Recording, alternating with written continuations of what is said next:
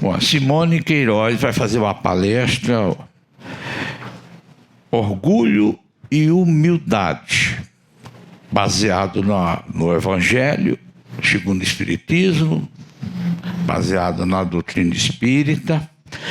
A Simone é do Grupo Espírita Batuíra, que é um grupo espírita que fundado em 1964, a pedido do Dr. Bezerra de Menezes, através de Chico Xavier. Eu e a minha esposa, quando viemos de Campinas em 1988, tivemos a felicidade de encontrar o Centro Espírita Batuíra. É 100% Evangelho e Espiritismo. O médium de lá chamava-se Espartaco Guilardi. Quando as pessoas iam até Chico Xavier, aqui de São Paulo, por que você não procurou antes de mim o Espartaco Guilardi? Não é isso? Então e ela é jornalista e trabalhadora do Grupo Espírita Batuíra. Quando a gente fala trabalhadora, são pessoas engajadas naquele centro espírita. Não é que trabalha lá e tem uma remuneração, não. Profissão, ela é jornalista. Bom dia a todos. O sentido de nós estarmos aqui é justamente porque, enquanto o Orlando está trabalhando, nós precisamos manter um bom ambiente. E nada melhor para manter esse ambiente bom, com elevação, do que a gente falar do Evangelho, né? Falar das lições que Jesus nos deixou. Então, eu sei que nem todos aqui são espíritas, mas todos nós cremos e sabemos da imortalidade da alma, da sobrevivência da vida no mundo espiritual. Então, para quem não é espírita, mas que está aqui hoje conosco, nós, no Espiritismo, temos o Evangelho segundo o Espiritismo, que é totalmente baseado no Novo Testamento. Então, são exatamente as lições que Jesus nos deixou, que estão no Novo Testamento, mas que no Evangelho segundo o Espiritismo tem uma interpretação, uma explicação segundo os Espíritos. E eu justamente vim falar com vocês sobre um tema muito importante, uma virtude que é muito importante que nós aprendamos a desenvolver dentro de nós. Ela é tão importante, essa virtude, que sem ela nós não conseguimos sequer também desenvolver uma outra virtude que aparece como um dos lemas da doutrina espírita, que é: sem a caridade não há salvação. O que eu vou falar para vocês é sobre a humildade, porque sem a humildade nós não conseguimos sequer sermos caridosos. E a gente vai desenvolver esse tema ao longo, então, da nossa conversa. Esse título, né, Orgulho e Humildade, esse tema é o título de um texto que está no Evangelho segundo o Espiritismo, na Instrução dos Espíritos, no capítulo 7. E o capítulo 7 se chama Bem-aventurados os pobres de espírito. Antes da gente entrar especificamente no texto Orgulho e Humildade, eu vou fazer uma repassada geral no capítulo. E por quê? Nós vamos falar sobre os bem-aventurados os pobres de espírito. Em primeiro lugar, porque é uma frase de Jesus. Se é uma frase de Jesus, tem muito conhecimento nela. E nós precisamos aprender, para o nosso bem e para o bem dos que convivem conosco.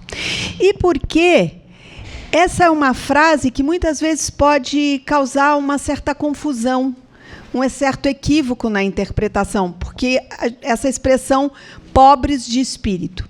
Por que pode gerar uma confusão? Porque hoje, no tempo atual, a gente muitas vezes usa esse termo pobre de espírito como se fosse uma coisa menor, né? Para se referir a uma pessoa pouco espiritualizada, né? A gente vai julgar alguém e ele é um pobre de espírito.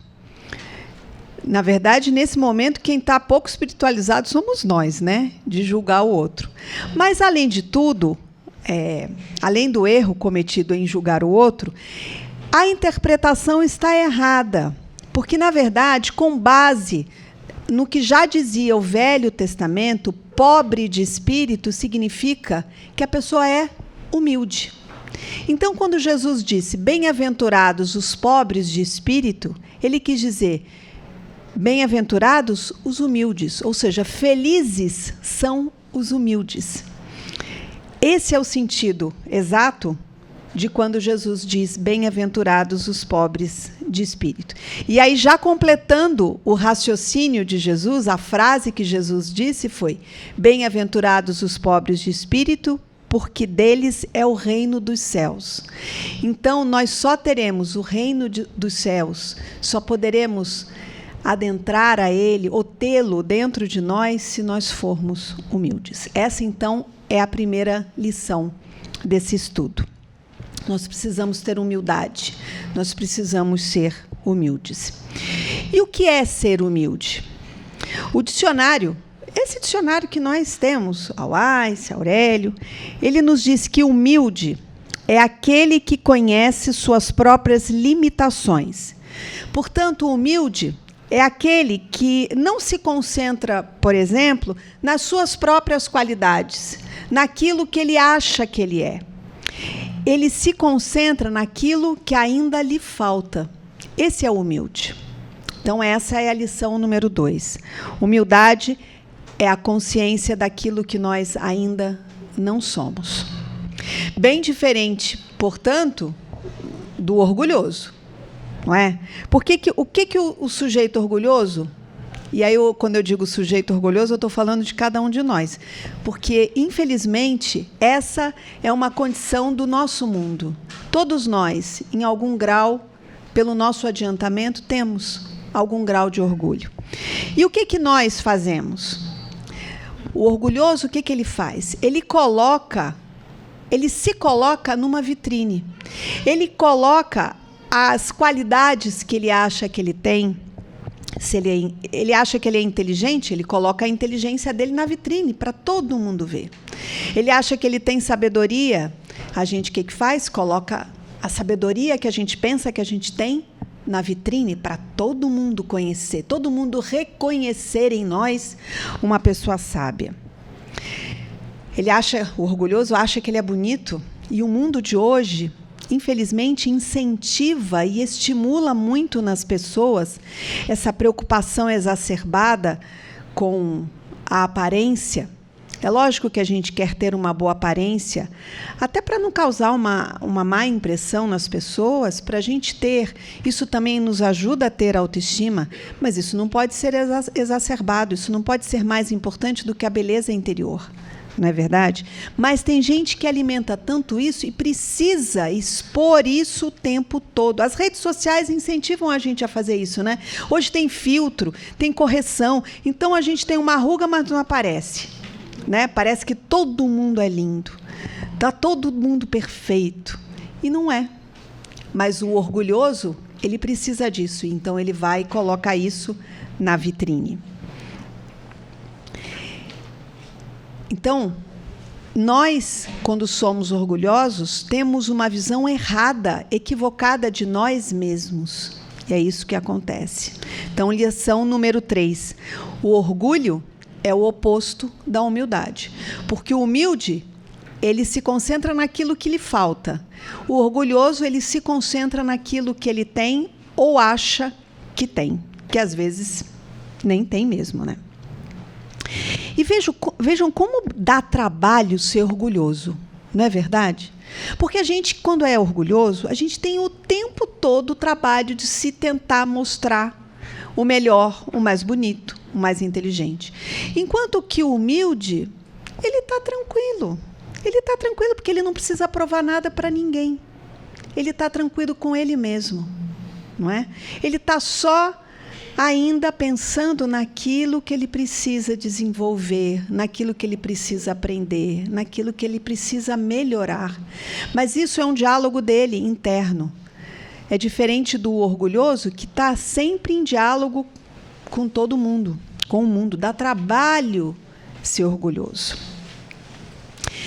Então, esse foi um sobrevoo assim no capítulo, e agora a gente vai pegar mais detalhes desse texto que está no capítulo 7, que é um texto muito bonito, porque ele nos inspira muito, ele nos faz repensar muito a nossa condição, o nosso dia a dia, conforme a gente age com as pessoas e conosco mesmos. Esse texto, como eu disse para vocês, está na parte de instrução dos espíritos, e ele foi narrado por Lacordaire. Lacordaire foi advogado e ele largou a carreira de advogado para se tornar padre e foi vigário na Catedral de Notre-Dame, em Paris. No Evangelho segundo o Espiritismo, ele narrou 3 textos, tem 3 textos deles, e um deles é esse, o orgulho e a humildade. E nela, ele deixa muito claro que o orgulho é mais do que o oposto, ele é o grande adversário da humildade. Por isso que nós precisamos combater o orgulho, para nós aprendermos a sermos humildes. Se nós pensarmos bem, e acho que cada um de vocês vai lembrar de alguma situação em que vocês vão se identificar com isso que eu vou narrar agora, quantos problemas nós trazemos para a nossa vida quando nós somos orgulhosos? Das grandes situações muito graves, até as mais corriqueiras. Por exemplo, quando nós estamos dirigindo, aí vem um motorista e nos dá uma fechada, ou entra sem dar a seta. Quantos de nós não fazemos assim? Ah, mas isso não vai ficar assim. Agora eu vou correr, que eu vou entrar na frente dele. Quem que ele está pensando que ele é? Isso é puro orgulho. O meu carro é melhor do que o dele. Ele tem um carrinho caindo aos pedaços. Quem que ele pensa que para entrar na minha frente agora vai ficar andando devagar? Ou então o outro que tem o carrinho mais simples, assim. Meu carro é simples, mas eu dirijo melhor. Eu vou entrar na frente dele agora. Não tem horas. Eu não sei se isso já aconteceu com vocês, porque comigo já aconteceu. Às vezes dá vontade de bater no outro carro, porque o outro motorista, a gente acha que passou do limite. Quando nós estamos agindo dessa forma, nós estamos sendo orgulhosos. Numa relação de marido e mulher, por exemplo, ou mesmo de pai e filho, quantas separações acontecem porque começa com uma briga, com uma discussão. Aí um fala uma coisa, aí o outro fala assim, você não pode falar assim comigo? Realmente, nós esperamos que todo mundo seja educado um com o outro. Mas até para a gente exigir do outro, a gente também tem que ser e dar o exemplo. Mas o que a gente faz? Ah, comigo não vai falar assim, não. Aí você vai e revida. A sua mãe, né? Coitada da mãe, já entrou na parada sem ter nada com isso. E aí a coisa vai crescendo de uma maneira na discussão que fica depois difícil voltar atrás, porque as pessoas não têm coragem de pedir desculpas, de pedir perdão, porque o orgulho nos cega, porque o orgulho nos impede. Numa briga de pai e filho, ou até no trabalho, né? Entre colegas, entre chefe, né? Tem chefe que nunca vai ser líder, no sentido de servir de exemplo. Mas é aquele sujeito que fala assim, quem manda aqui sou eu. É orgulho. Isso é orgulho. E aí, digamos, aquele que é chefiado, que é o empregado, também, às vezes, não consegue passar por cima do orgulho e reconhecer a liderança do chefe. A dificuldade que, às vezes, a gente tem de um colega que é promovido, a dificuldade que nós temos de reconhecer que ele seja melhor, talvez, do que nós para ocupar um cargo, que a gente ainda precisa estudar mais, que a gente precisa aprender mais. Então, o orgulho, ele faz muito mal para todos nós. Ele nos consome. Então, é uma vigilância o tempo inteiro que nós temos que ter. Porque como a gente sofre quando a gente é orgulhoso? Porque a gente está sempre inconformado. Quando vê o outro tendo uma posição melhor, fazendo uma conquista. O orgulho faz muito mal. E, às vezes, chega a desgraça, não é? Chega a desgraça. Num caso, por exemplo, de uma traição, tem gente que não suporta. Como assim? Me traiu? Quantos feminicídios nós temos no nosso país e no mundo, mas no nosso país é uma aberração, uma coisa absurda, de pessoas que não aceitam o fim do relacionamento por orgulho. Né? Pessoas que tinham um relacionamento ruim, que tratavam mal, que agrediam, mas não entendem quando o outro descobre, percebe que não tem mais condição do convívio, da convivência. E aí, por orgulho, o que ele faz? Mata. Né? Tem casos de... Nós temos visto isso na crônica da imprensa, de homens que matam a mulher, os filhos, porque não conseguem aceitar o fim de um relacionamento. E tudo isso é movido pelo orgulho. O orgulho, então, quarta lição, é uma chaga, é uma doença que nós precisamos combater. De preferência, antes de nós adoecermos por ela, ou seja, preventivamente. Nós nos observarmos as nossas atitudes, para que a gente, quando perceba, opa, aqui é o orgulho que está gritando dentro de mim, para a gente parar, respirar, fazer uma prece, pedir ajuda, nosso anjo guardião, ajuda do nosso Mestre Jesus, respirar fundo e vamos em frente. A humildade, por outro lado, é uma das maiores conquistas morais que o nosso espírito pode fazer.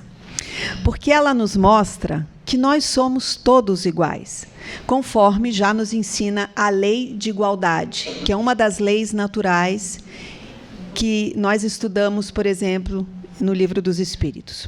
Todos nós, como espíritos, nós nascemos na origem simples e ignorantes. Todos nós partimos, quando Deus criou os nossos espíritos, nós partimos de um mesmo ponto, simples e ignorantes.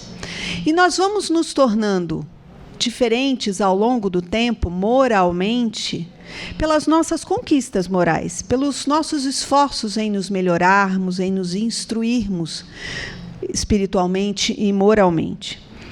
Mas, do ponto de vista físico, não. E Lacordaire, que é esse espírito que narrou esse texto que eu citei para vocês, ele mesmo pergunta no texto: o invólucro do pobre não é o mesmo do rico?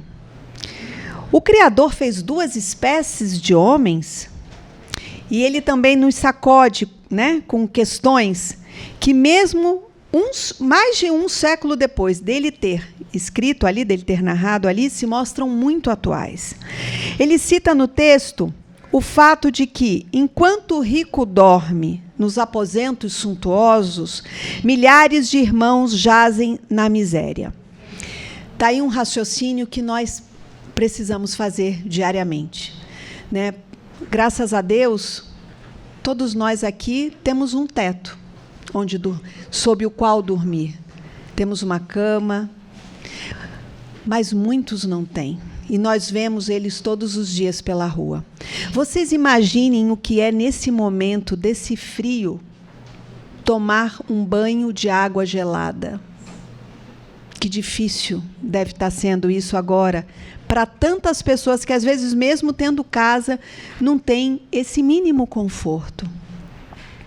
Quem não tem, quando acorda de manhã, não tem a certeza de que vai comer. Passa o dia inteiro pensando onde eu vou conseguir comida para os meus filhos. Na época da pandemia, eu me lembro de ter ido numa comunidade ali em Vila Brasilândia, ia ter uma entrega de comida, porque muitas pessoas se mobilizaram na época da pandemia, como se não tivesse tido fome antes e como se não tivesse fome até hoje. Mas muita gente se mobilizou, né, angariou recursos para entregar comida. E eu me lembro de ter conversado com uma senhora, e ela dizia assim, na minha casa ninguém toma café da manhã. A gente não tem. A primeira refeição que a gente faz é quando alguém chega aqui com a comida doada. E nós todos acordamos com a certeza de que vamos comer.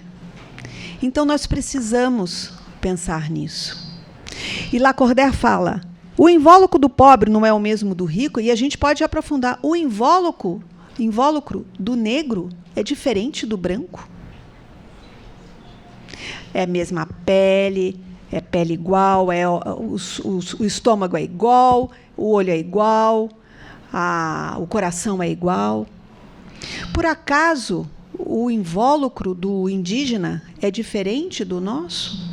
Não. Nós somos todos iguais. Do velho é diferente do jovem? Não, a gente vai envelhecendo, vai tendo ruga, mas, em essência, como criação é a mesma. E nós precisamos nos lembrar disso. Somos todos iguais. Mulheres, homens, brancos, negros, indígenas, ricos ou pobres. Então, se nós somos iguais e essa percepção precisa existir, nós temos aí a lição número 5. Quando nós percebemos que somos iguais, nós somos humildes. Então, significa que a humildade nos nivela. Somos iguais. E é só com essa certeza de que nós somos todos iguais é que nós vamos ser capazes de sermos caridosos. Mas caridosos de verdade. Não caridosos do jeito que a gente quer, muitas vezes de forma meio fajuta. Não é? Às vezes a gente é caridoso meio fajuto. Porque a gente é caridoso às vezes e achamos que nós somos melhores do que o outro por estarmos ajudando. Né? Eu perdoo porque eu sou melhor. Aí não é caridade. Porque o perdão é uma das mais importantes caridades que nós podemos exercitar e exercer. Mas tem que ser de verdade. Tem que ser sincero. Porque, se não for sincero, nós vamos perdoar assim.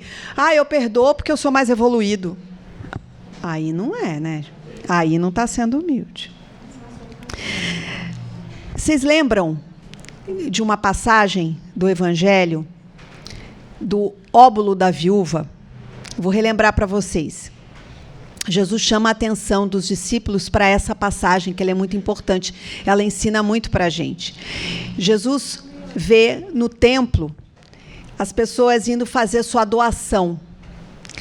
E aí o que acontece? Um fariseu, ele vai lá para doar, e as pessoas então colocavam as moedas dentro de um vaso, que no Evangelho é chamado de gasofilácio.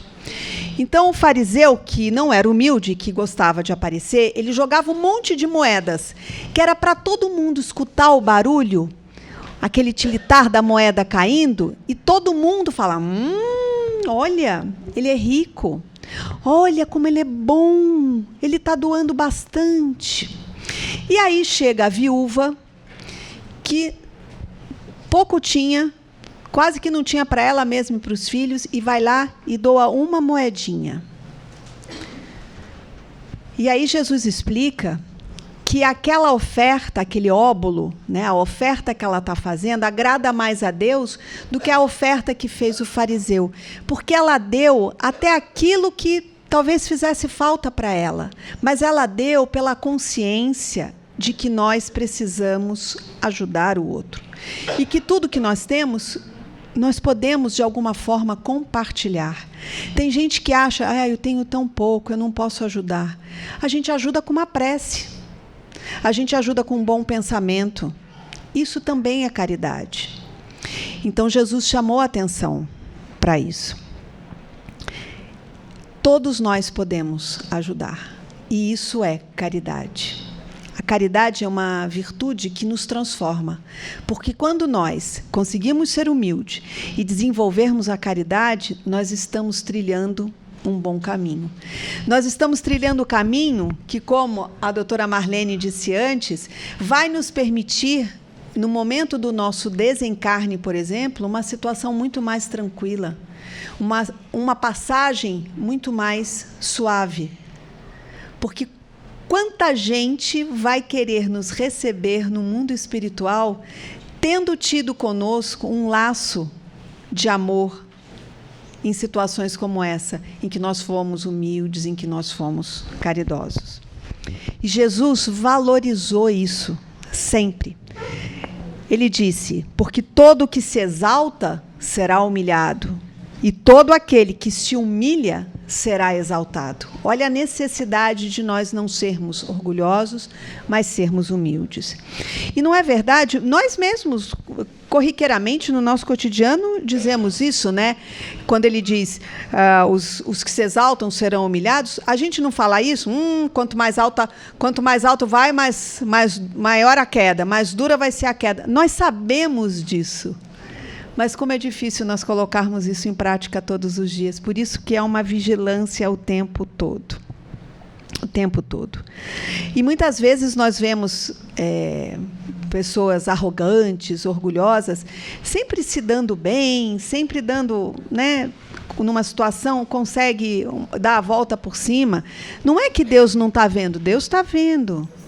Mas é que Deus quer nos dá a oportunidade de nós percebermos por nós mesmos o trabalho que nós temos que fazer interiormente. Então, não pensemos que o fato das vezes a gente ver fulano faz errado, mas sempre parece que está bem. Não é bem assim. Nada deixa de ser visto por nosso Pai, né? Nenhum fio de cabelo nosso cai sem que Deus veja e permita. Então, tudo tem uma razão de ser. Agora, é claro que, vivendo num mundo de provas e expiações, como nós sabemos que é o planeta Terra, a gente tem muitos exemplos de pessoas orgulhosas. Mas para que nós vamos nos concentrar nelas? Não é verdade? Vamos nos ater aos exemplos de humildade, porque é com eles que nós vamos aprender. E qual é o maior exemplo de humildade que nós podemos nos concentrar? Jesus, que foi o espírito mais perfeito que veio à Terra, né? Jesus, o espírito mais perfeito, mais evoluído, que veio aqui com uma missão que nenhum outro espírito conseguiu até hoje se aproximar. De tão perfeito, de tão bom, de tão bondoso que Jesus foi e continua sendo, porque a missão dele não termina. Como governador da Terra, ele continua nos amparando e cuidando de todos nós. Muita gente acha que o sacrifício de Jesus por nós foi morrer. Não foi. O maior sacrifício que Jesus fez por nós foi nascer. Nascer entre nós, nascer no nosso planeta. Porque, sendo um espírito tão evoluído, ele teve que fazer uma adaptação do seu perispírito para poder encarnar na Terra um trabalho fantástico. Lembram que a doutora Marlene falou que o nosso perispírito tem pesos diferentes, né, conforme a densidade? Imagina, Jesus tinha um perispírito etéreo. E, para poder encarnar entre nós, ele precisou adensar isso, para poder suportar esse meio em que nós vivemos. E ele fez isso por nós, porque ele não precisava mais fazer isso. Quanta humildade, né, Jesus precisou ter para vir aqui. E o que ele colheu entre todos nós? Colheu traição, ingratidão, e no final, no seu momento derradeiro, né, de carne e osso ainda, o que ele disse? Deus, perdoai-lhes porque eles não sabem o que fazem. Quantos de nós seríamos capazes hoje de, ao ver o erro de um irmão contra nós, sermos capazes de dizer: Deus, perdoa-lhe, ele não sabe o que faz. Nem sempre nós conseguimos fazer isso. As mães, às vezes, conseguem, né? Porque as mães entendem os filhos profundamente, os pais também. E o bom é que a gente muda de posição a cada encarnação. Então, aquilo que a gente, numa encarnação, aprende como filho, na outra a gente aprende como mãe. Então, assim é que a gente vai angariando, conservando e trabalhando dentro de nós grandes virtudes. Um outro exemplo maravilhoso de humildade, com o qual nós podemos aprender muito. Francisco de Assis. Né? Entre os católicos, um santo tão querido. E entre nós espíritas também tem muito a nossa admiração, Francisco de Assis. Para quem não sabe, existe a informação de que Francisco de Assis é a reencarnação de João Evangelista, aquele discípulo tão querido, discípulo amado de Jesus, para quem na cruz Jesus disse: aqui está sua mãe, referindo-se a Maria, e falando a Maria, aqui está o seu filho, né? Para que ali cuidasse dela. Né? Francisco de Assis deu um exemplo de humildade maravilhoso, né? O voto da miséria, abdicou de toda a riqueza, era de uma família riquíssima, abdicou de tudo para viver miseravelmente, mas para viver para o outro. Eurípides Barçanufo, não, uma figura conhecidíssima no meio espírita, lá em Sacramento, em Minas Gerais, viveu humildemente, grandes criações, criou um colégio, criou uma farmácia, trabalhava, fornecia as receitas, manipulava os remédios. Naquela época, né, final do século passado, início desse século, imaginem como o espiritismo era atacado, mal visto, e ele nunca entrou na mesma sintonia daqueles que o acusavam, principalmente representantes da igreja. Ele nunca, sempre agiu com muita humildade diante daquela situação. Que dizer, então, do nosso querido Chico Xavier, né? que dá nome a esta casa. Mais de 400 obras psicografadas por ele e nunca recebeu um centavo. E por quê? Porque ele sabia, reconhecia que nada daquilo tinha sido escrito por ele. Tinha sido escrito pelos espíritos que narraram a ele, por Emmanuel, por André Luiz, por Meimei e diversos outros, até por Batuíra. Né? Temos um livro com todas as mensagens de Batuíra chamado Mais Luz, que é maravilhoso, nos conforta muito suas mensagens. E Chico vivenciou a mediunidade como um exemplo para todos nós, reconhecendo, porque vejam que a mediunidade, muitas vezes, alimenta nos orgulhosos ainda mais orgulho. Médiuns que não sabem respeitar a mediunidade. E Chico mostrou que mediunidade é trabalho, é oportunidade de trabalho, e nenhum motivo para orgulho. Aqui está o Orlando também, né? Que vocês todos estão esperando como um exemplo também, de reconhecimento de que a humildade é oportunidade de trabalho. Temos que falar de Kardec, de Allan Kardec, que igualmente deixou tantos ensinamentos, e sempre reconheceu como dos espíritos, e não dele.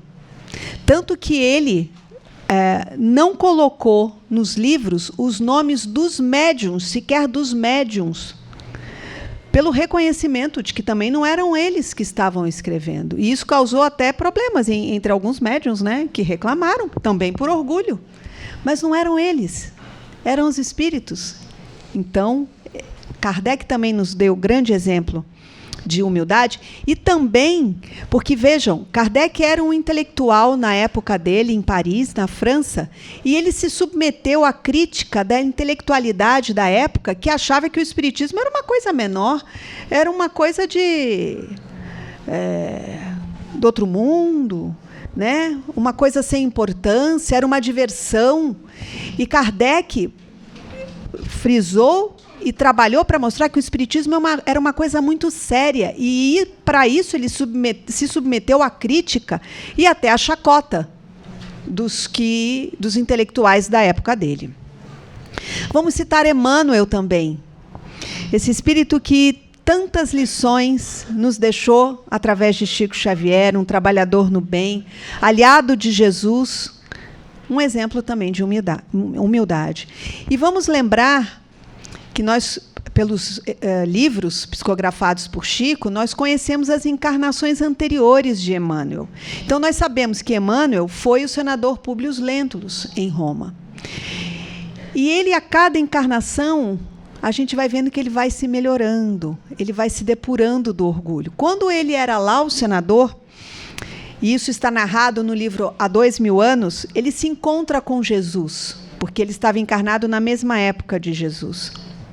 E quando Jesus fala a ele sobre humildade, Públio diz: humildade?